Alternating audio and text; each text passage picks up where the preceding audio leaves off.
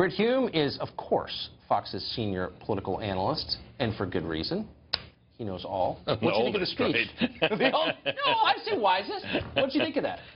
Well, I'll say this about it. It was Trump, sort of vintage Trump, right? The crowd loved it, right? It was utterly reminiscent of the campaign rallies. And he loves this sort of thing. And these kinds of events are arguably what brought him to the White House. The problem is that you can campaign your way into the White House, but you can't campaign your way into a successful administration.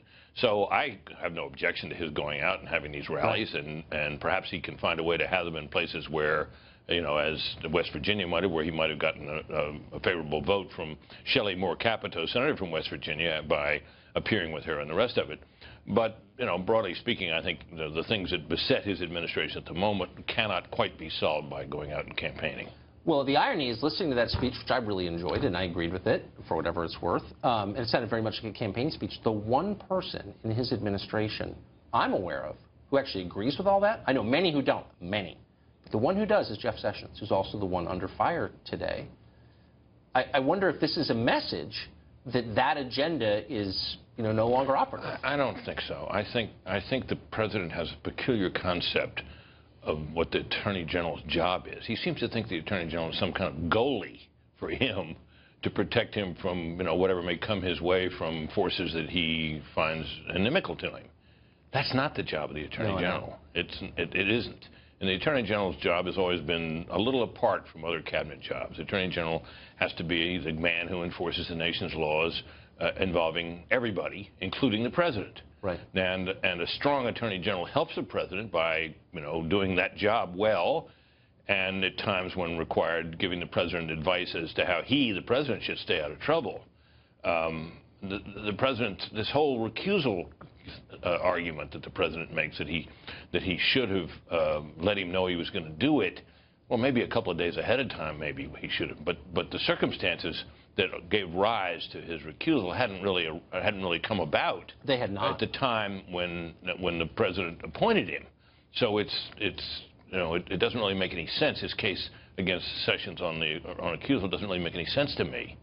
None of this does, and you can see it getting fixed. You could see the president and the attorney general meeting tomorrow or the next day and deciding nothing good's coming out of this. Right. Doing a pretty good job. Let's just move forward. The disaster would be if this begins a series, you know, if this causes disruption, and you see other people resign. I think it's fair to say that something's going to have to be done. The attorney general may stay in office and dare the president to fire him, but no attorney general or any other cabinet officer can survive for very long when he clearly does not have the confidence of the president. So if they don't patch this up, Sessions will either sooner or later be gone. And then there begins a whole process that you discussed with your guests earlier about who he could ever get to replace him under these circumstances. And then the question arises whether, you know, others in the administration who may be on the outs at the moment may choose not to stay. They may find Trump, as this episode with Sessions may illustrate to them, an impossible person to work for. That's a very dangerous situation. So we're hearing that Rex Tillerson, who has been out today anyway. He's down in Texas, apparently taking a couple of days off. Right, he's coming back tomorrow. Right. So clearly, I think that's designed as a sign to suggest I'm not going anywhere. Well, yeah, but, you know, we don't know. And, you know, the one thing you have to be careful with this sort of speculation is that there have been so many people in the White House in particular who've been reported to be on the way out for so long, and the only one in the White House who's left is Sean Spicer, and he apparently resigned, right, in the shakeup. But the president seems to think that the essence of serving him in the cabinet and in the White House is be simply personally loyal to him. That isn't all there is to it. I think people have to be loyal to the president. But the best way to do that is not simply to indulge his every whim and mood.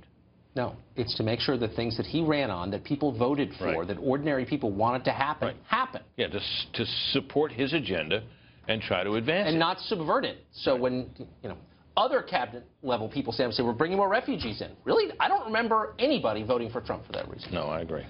Britt, thank you very much. You bet, Tucker.